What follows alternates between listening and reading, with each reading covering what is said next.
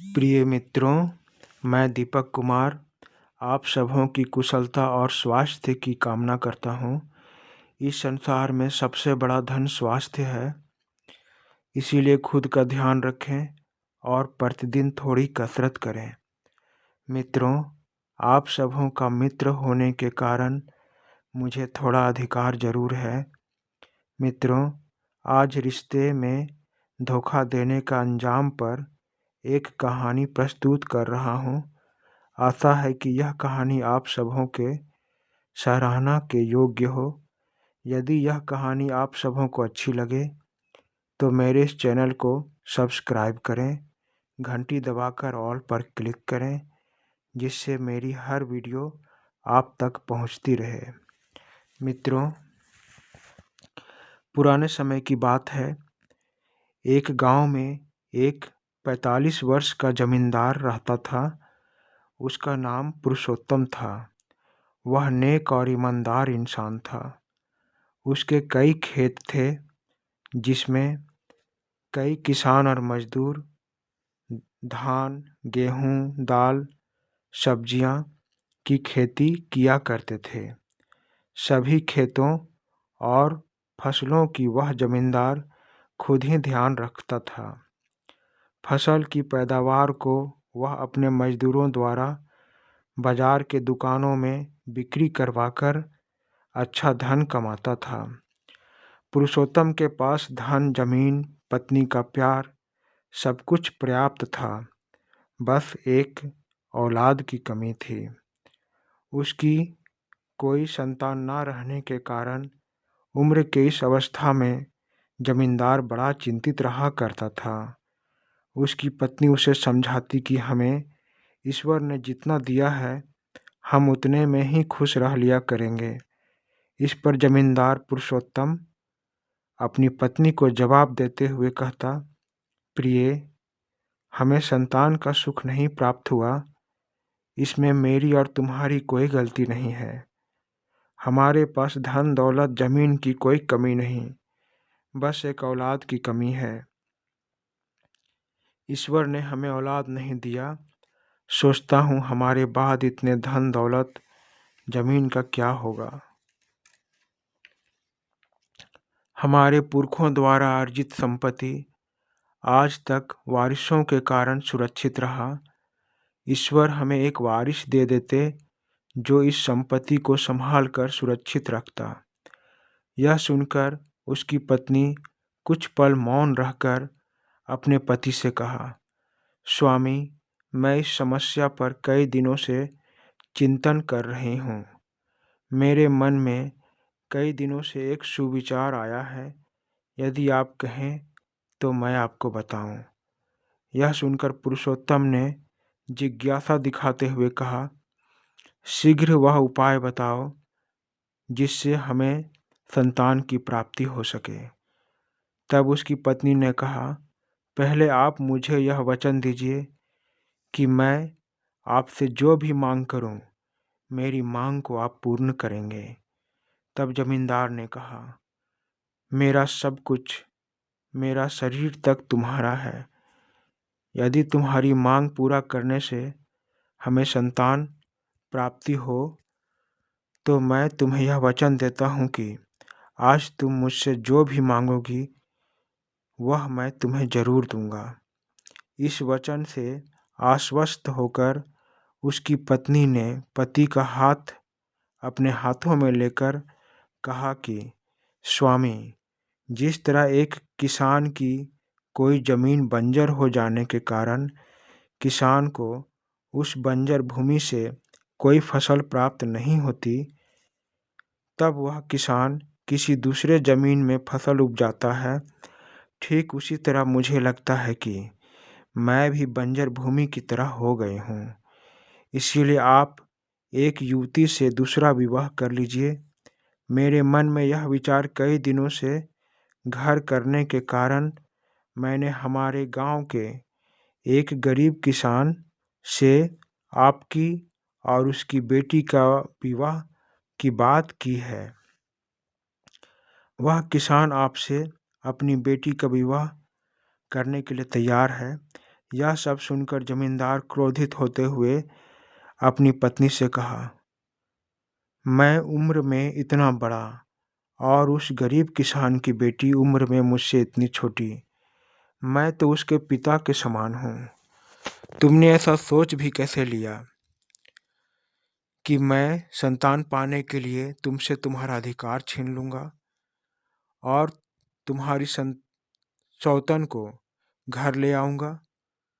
मुझे ऐसे संतान की अब कोई इच्छा नहीं है जो दो इंसानों को दुखी करता हो। तुम्हारी इस मांग से तुम और मैं सदा दुखी रहेंगे, और यदि मेरी नई विवाह के बाद भी हमें संतान का सुख नहीं मिला तो हमारे कारण वह कन्या भी दुखी रहेगी। इसीलिए मैं तुम्हारी यह मांग पूरी नहीं कर सकता। यह सुनकर डरते हुए उसकी पत्नी ने कहा, स्वामी, आपने मुझे वचन दिया था, क्या मैं आपकी वचन को झूठा समझूं? तब पुरुषोत्तम ने कुछ नहीं कहा। इसके बाद जमींदार की पत्नी ने अपनी जिद को पूरा करने के लिए अन्न जल त्याग दिए। 2 दिनों तक भूखे रहने पर अचानक वह बेहोश होकर गिर पड़ी। अपनी पत्नी की ऐसी हालत देखकर जमींदार ने पत्नी से कहा, तुम क्यों ऐसी जिद कर रही हो? अपनी जिद को छोड़कर भोजन कर लो। इस पर पत्नी ने कहा, मैं अपने पति को ही परमेश्वर समझती हूँ, और यदि परमेश्वर अपनी दासी को झूठा वचन दे तब मैं अन्न जल कैसे ग्रहण कर सकती हूँ? इसीलिए जब तक आप मेरी मांग को पूरा नहीं कर देते, मैं अपनी जिद नहीं छोड़ूंगी। तब हार कर पुरुषोत्तम ने कहा, ठीक है, मैं दूसरा विवाह करने के लिए राजी हूँ, अब भोजन कर लो। यह सुनकर उसकी पत्नी खुश हो गई और भोजन करते ही दौड़ी दौड़ी उस गरीब किसान के घर चली गई। किसान ने जमींदारनी को घर में बैठाकर पंडित को बुलवाकर विवाह का शुभ समय निकाला और निश्चित समय पर अपनी बेटी का विवाह जमींदार से कर दिया। विवाह के बाद जमींदार की पहली पत्नी तो बहुत खुश थी, लेकिन नई पत्नी अपने से दुगनी उम्र का पति पाकर बहुत दुखी हुई। समय बीतता गया। पुरुषोत्तम अपने खेतों के काम में ध्यान देने लगा। वह अपनी दोनों पत्नी को खुश देखना चाहता था, लेकिन उसकी दूसरी पत्नी अपने पति से सदा दुखी रहकर अपने पिता को कोसती रहती। मित्रों, कहा गया है कि जिसे रिश्ते नहीं सुधार पाते उसे समय सुधार देता है। विवाह के 1 साल बाद दूसरी पत्नी का व्यवहार पूर्णतः बदल गया। वह अपने पति को बूढ़ा समझकर सदा जमींदार से दूर रहती थी और बात बात में कलह क्लेश किया करती थी। धीरे धीरे जमींदार नई पत्नी से अपना ध्यान हटाकर खेती में ध्यान लगाने लगा। यह सब देखकर उसकी पहली पत्नी अपने किए पर पछताती रहती। घरेलू चिंता से पुरुषोत्तम की खेती और फसल पर असर पड़ने लगा, तो उसने अपने व्यवसाय को संभालने के लिए गांव के मदन नामक युवक को काम पर रख लिया। खेतों की समय पर जुताई, बीजों की बुआई, फसल को बाजार में बेचना और सभी किसानों मजदूरों को रोज उनकी मजदूरी का हिसाब करना, यह सब काम मदन को भली भांति आता था। लेकिन उसमें एक अवगुण भी था कि वह लालची था। जमींदार के धन और संपत्ति पर मदन की बुरी नज़र रहती थी। उसके इस लालच के दिए में तेल भरने का काम जमींदारनी दूसरी पत्नी ने किया। क्योंकि उसकी दूसरी पत्नी अपने बूढ़े पति को पाकर दुखी थी। वह किसी नवयुवक के साथ भागकर अपना दूसरा विवाह करना चाहती थी। समय ने उसके इस इच्छा पूर्ति के लिए मदन को उसके पास भेज दिया था।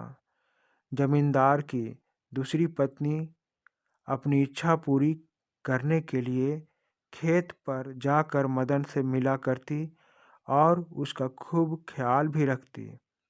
जमींदार की दूसरी पत्नी के इस व्यवहार से चालाक मदन उसकी मन की इच्छा जान गया। एक दिन जब मदन खेत में निगरानी कर रहा था, तभी वहाँ पुरुषोत्तम की नई पत्नी आ गई। तब मदन ने उससे कहा, मालकिन, मुझे ऐसा लगता है कि आप अपनी शादी से खुश नहीं हैं। तब उसने कहा, हाँ मदन, मैं हमेशा अपने उम्र के पति की कामना करती थी, लेकिन मेरे पिता गरीब होने के कारण मेरा विवाह इस बूढ़े जमींदार से करवा दी। इसीलिए मैं तुमसे विवाह करना चाहती हूँ। यह सुनकर मदन ने चालाकी से उत्तर दिया, मालकिन, मैं भी आपसे विवाह करना चाहता हूँ, लेकिन क्या हम दोनों यहाँ विवाह कर सुरक्षित रह पाएंगे? इसीलिए हमें यहाँ से दूर जाकर विवाह करके अपना जीवन बसाना होगा और इसके लिए हमें ढेर सारे धन की आवश्यकता पड़ेगी। मित्रों, मदन ने अपनी लालच के तीर को सही निशाने पर चलाया। मदन के बातें उसे बिल्कुल सही लगी। इसीलिए उस मालकिन ने कहा, तुम ठीक कहते हो। आज रात में अपने पति का सारा नगद पैसा और गहने लेकर मैं गांव से बाहर जाने वाले जंगल में तुम्हारा इंतजार करूंगी, क्योंकि सड़क के रास्ते से जाने पर हमें कोई रोक सकता है। यह सुनकर मदन ने कहा, वाह मालकिन, आप सही कह रहे हैं। मैं जंगल की शुरुआत में आपसे मिलूंगा।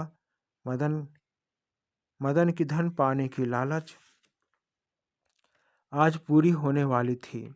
इसीलिए वह खुशी खुशी अपने जरूरी सामान लेकर शाम को ही जंगल के रास्ते पर मालकिन का इंतजार करने लगा। इधर पुरुषोत्तम की नई पत्नी आज बड़ी खुश नजर आ रही थी, क्योंकि उसे अपने बूढ़े पति से छुटकारा मिलने वाला था। लेकिन यह भूल गई कि रिश्ते तो ईश्वर तय करते हैं। किसी भी परिस्थिति में अपने जीवन साथी को धोखा देना पाप है और इस पाप की सजा इसी भूलोक में भुगतनी पड़ती है। निश्चित समय पर जमींदार और सभी के सो जाने पर वह तिजोरी से सारा नगद पैसा और जेवरात थैले में रखकर रात के अंधेरे में घर से भागकर जंगल के रास्ते में मदन के पास जा पहुंची। फिर रात के अंधेरे में दोनों शहर की तरफ भागकर जाने लगे। भागते समय मदन ने सोचा, मुझे तो सारा धन और जेवर चाहिए। किसी उपाय से मालकिन से पीछा छुड़ाना होगा। थोड़ी दूर जाने पर रास्ते में एक तालाब आया। तालाब को देखकर मदन को मालकिन से पीछा छुड़ाने का उपाय मिल गया। इसीलिए मदन ने मालकिन से कहा, मालकिन, यह एक गहरा तालाब है। मैं तैरने जानता हूँ। इसीलिए मैं पहले सारे रुपए और जेवर की थैली को तालाब के उस पार रख कर आता हूँ, फिर आपको अपनी पीठ पर बैठाकर उस पार ले जाऊंगा।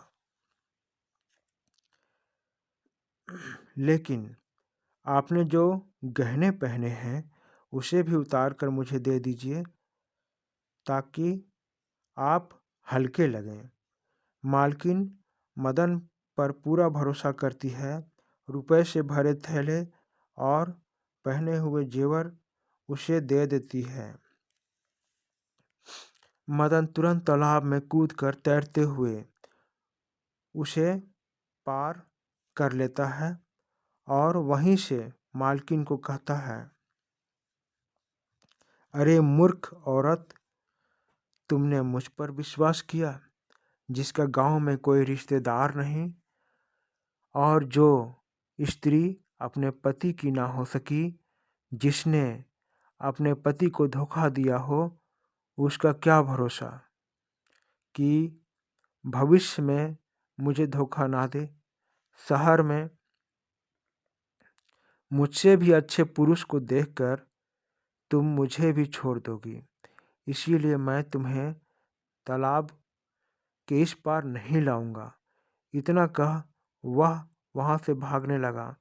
मदन के ऐसा करने पर मालकिन के होश उड़ गए। वह सोचने लगी, मैं वापस घर भी नहीं जा सकती, मुझे इस तालाब को पार करके मदन को पकड़ना ही होगा, जिससे मैं चुराए हुए सारे पैसे और जेवर को वापस ला पाऊं।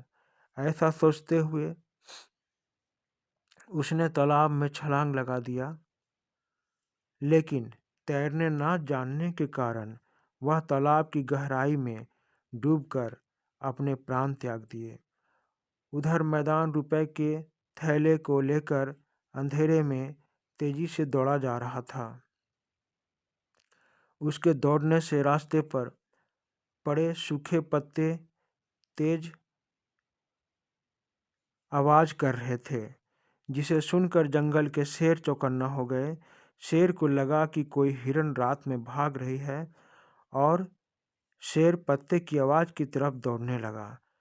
कुछ ही देर बाद शेर मदन के पीछे आ गया और मदन को मारकर खा गया।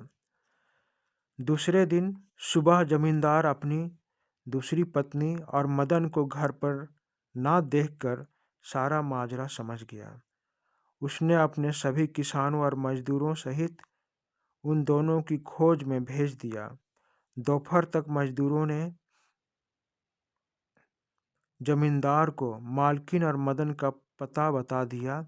जमींदार ने तालाब में जाकर देखा तो उसकी दूसरी नई पत्नी का शव पानी में तैर रहा था और जंगल से थोड़ी दूर जाने पर मदन के खून से भरे कपड़े मिले। इन दोनों की ऐसी करतूत देखकर जमींदार मौन होकर घर चला गया। उसने अपने मन ही मन संतान पाने की इच्छा त्याग दी। मित्रों, इस तरह कहानी का अंत होता है। बुरे काम का बुरा नतीजा इंसान को इसी जन्म में भुगतना पड़ता है। मित्रों, आप सबों को यह कहानी कैसी लगी मुझे बताएं। धन्यवाद। धन्यवाद मित्रों।